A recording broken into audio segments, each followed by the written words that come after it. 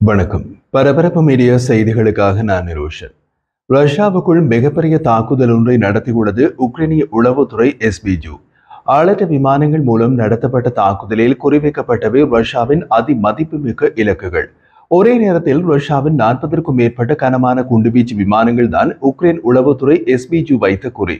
வெற்றிகரமான தாக்குதலில் பல கனமான குண்டுவீச்சு விமானங்கள் எரிந்தன. தரையில் நிறுத்தி வைக்கப்பட்டிருந்த 40க்கும் மேற்பட்ட கனமான குண்டுவீச்சு விமானங்கள் மீது உக்ரைனிய ஆளற்ற விமானங்கள் மோதி வெடித்தன. இது ரஷ்ய விமான போக்குவரத்து மீதான இதுவரை நடந்த மிகவும் துணிச்சலான மற்றும் மிகப்பெரிய தாக்குதல் என்று தெரிகிறது.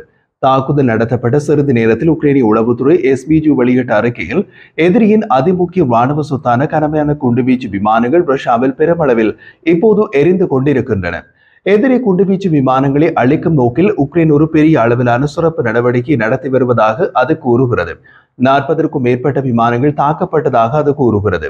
சைபீரியாவில் உள்ள இர்குட்ஸ்க் பகுதியில் உள்ள ரஷ்ய விமானப்படையின் பெலாயா விமானப்படை தளத்தில் ஆளற்ற விமான தாக்குதல் நடத்தப்படுவதை காட்டும் வியத்தகு காணொலியை SBU வெளியிட்டுள்ளது.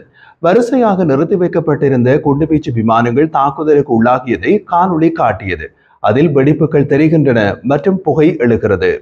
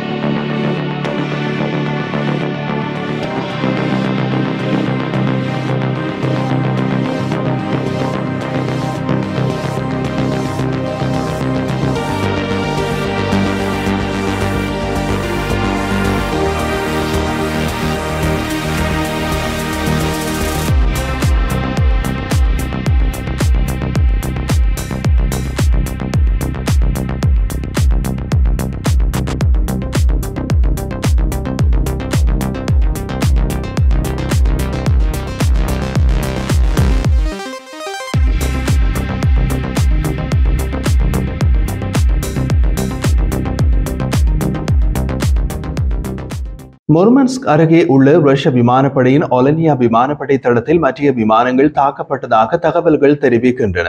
முர்மன்ஸ்கில் நடந்த தாக்குதலில் ரஷ்ய ஊடகங்கள் செய்தி வெளியிட்டுள்ளன. ஆனால் வான் பாதுகாப்பு சாதனங்கள் செயல்பட்டு வருவதாக கூறுகின்றன. இருந்த போதிலும் அது தாமதமான முயற்சி. வான் பாதுகாப்பு சாதனங்கள் செயல்படுவதற்கு முன்பே தரையில் விமானங்கள் எரிய தொடங்கிவிட்டன. ரஷ்ய விமானப்படையின் மற்றொரு விமான தளமான இர்குட்ஸ்கில் நடந்த தாக்குதலும் தெரிவிக்கப்படுகின்றது. இந்த காணொலியை நாம் தயாரிக்கும் நேரத்தில் தகவல்கள் தொடர்ந்து வந்த வண்ணம் உள்ளன. அதனால் இதுவரை கிடைத்த தகவல்களின் அடிப்படையில் இந்த காணொலி தயாரிக்கப்படுகிறது. இதற்கு மேல் கிடைக்கும் தகவல்களை அடுத்த காணொலியில் பகிர்ந்து கொள்வோம்.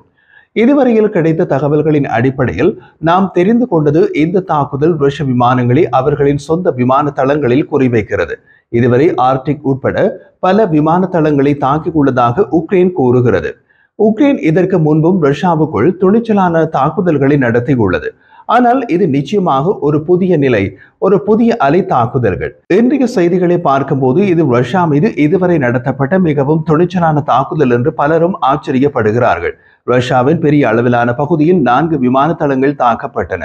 உக்ரைனிய வட்டாரங்களின்படி ரஷ்ய விமானப்படையின் சில பெரிய கனமான குண்டுவீச்சு விமானங்கள் உட்பட 40க்கும் மேற்பட்ட விமானங்கள் தாக்கப்பட்டன.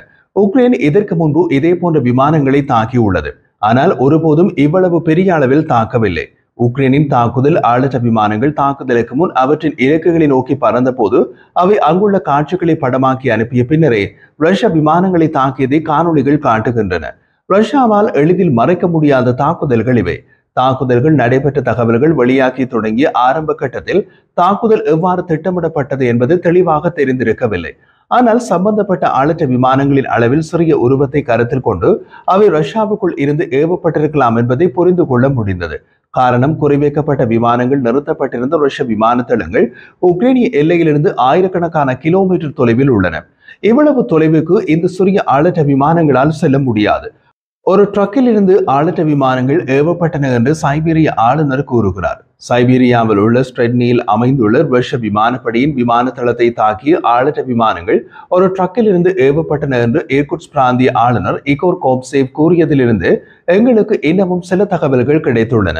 விமான தளம் பாதுகாக்கப்பட்டுள்ளதாகவும் உயிருக்கு எந்த அச்சுறுத்தலும் இல்லை என்றும் கோப்சேவ் டெலிகிராமில் பதிவிட்டுள்ளார்.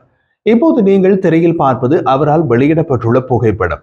விமான தளம் பாதுகாக்கப்பட்டுள்ளதாக அவர் குறிப்பிட்டாலும் தாக்குதலுக்குள்ளான விமானங்கள் தொடர்ந்தும் எரிகின்றன. அவற்றில் பல விமானங்கள் எரிபொருள் நிரப்பப்பட்டிருந்த காரணத்தினால் தீயை அணைக்க முடியாத நிலை காணப்படுகிறது. அளவில் பெரிய ட்ரக்களின் பின்புறத்திலிருந்து ஆளற்ற விமானங்கள் வெளிப்படுவதன் மூலம் இதேபோல் பிற தாக்குதல்கள் தொடங்கப்பட்டதாகவும் ரஷ்ய ஊடகங்கள் தெரிவித்துள்ளன. இந்த ட்ரக்கள் எப்படி அங்கு போய் சேர்ந்தன? அவை யாரால் இயக்கப்பட்டன? ஆளற்ற விமானங்களை இயக்கியவர்கள் எங்கிருந்தார்கள்? அவர்கள் ட்ரக்கில் இருந்தார்களா என்பது தொடர்பான எந்த தகவலும் இதுவரை கிடைக்கவில்லை. ரஷ்ய விமானப்படை தளங்கள் மீதான தாக்குதலை செலன்ஸ்கி மேற்பார்வையிட்டதாக உக்ரைனிய பாதுகாப்பு வட்டாரங்கள் தெரிவிக்கின்றன. குறைந்தது 4 ரஷ்ய விமானப்படை தளங்கள் மீது இன்று உக்ரைனிய தாக்குதல் எவ்வாறு ஏற்பாடு செய்யப்பட்டது என்பது குறித்த வியக்கத்தக்க ஓரளவு விவரங்கள் இப்போது கிடைத்துள்ளன. உக்ரைனின் உளவுத்துறை SBU வட்டாரங்களின்படி இந்த தாக்குதலுக்கு வைக்கப்பட்ட பெயர் ஆபரேஷன் சிலந்தி வலை. இதற்கான ஏற்பாடுகளை செய்ய 1.5 ஆண்டுகள் ஆனது.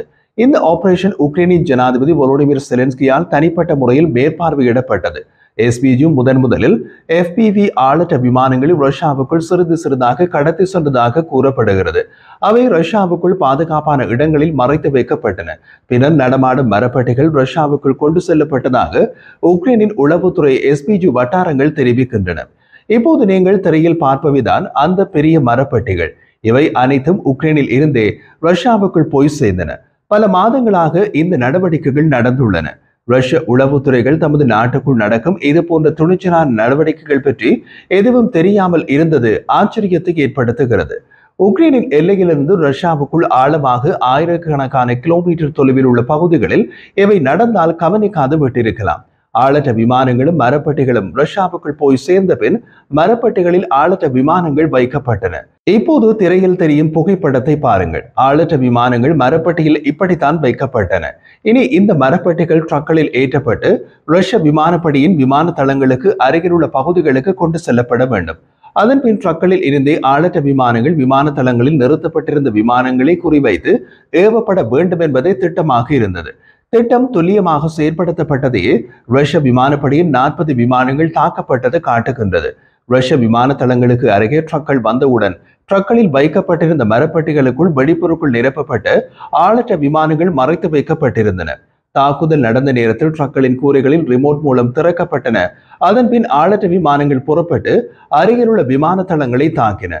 சம்பந்தப்பட்ட வாகனங்களில் ஒன்றின் கூரையிலிருந்து ஆளற்ற விமானங்கள் வெளிப்படுவதை காட்டும் காணொளி வெளியாகியுள்ளது.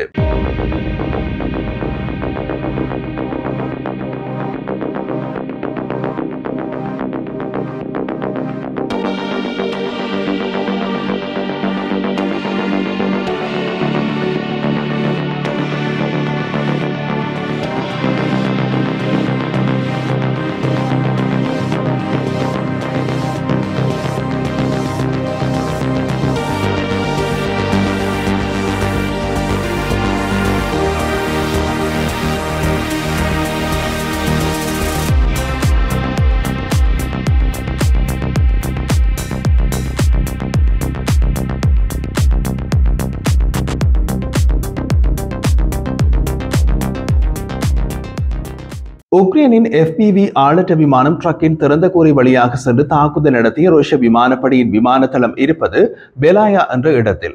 ரஷ்ய விமானப்படையின் இந்த பெலாயா விமான தளம் உக்ரைன் எல்லையிலிருந்து 4000 கிலோமீட்டர் தொலைவில் உள்ளது. அவ்வளவு தொலைவுக்கு உக்ரைன் வந்து தாக்குதல் நடத்த முடியாது என்று ரஷ்யர்கள் நினைத்திருக்கலாம். அதனால் தான் அவர்கள் தமது அதிமதிப்புள்ள விமானங்களை அவ்வளவு தொலைவில் உள்ள விமான தளங்களில் நிறுத்தி வைத்திருக்கலாம். தாக்குதல்களால் ரஷ்யாவுக்கு ஏற்பட்ட சேதம் $2 பில்லியன் விட அதிகமாக இருக்கும் என்று உக்ரைன் மதிப்பிடுகின்றது. தாக்கப்பட்ட இலக்குகளில் Tu-95 ரக விமானங்கள் உள்ளன. இவை பியர் எனப்படும் பெரிய மூலோபாய குண்டுவீச்சு விமானங்கள். Tu-22M3 ரக விமானங்கள் உள்ளன. இவை சூப்பர்சோனிக் நீண்ட தூர குண்டுவீச்சு விமானங்கள் மற்றும் A-50 ரக விமானங்கள் உள்ளன. இவை முன்கூட்டியே எச்சரிக்கை மற்றும் கட்டுப்பாட்டு அவாக்ஸ் விமானங்கள். தாக்குதல் பற்றிய மேலதிக விவரங்கள் வந்து கொண்டிருக்கின்றன. அவை கிடைக்க பரபரப்பு மீடியா யூடியூப் சேனலில் பதிவேற்றம் செய்வோம்.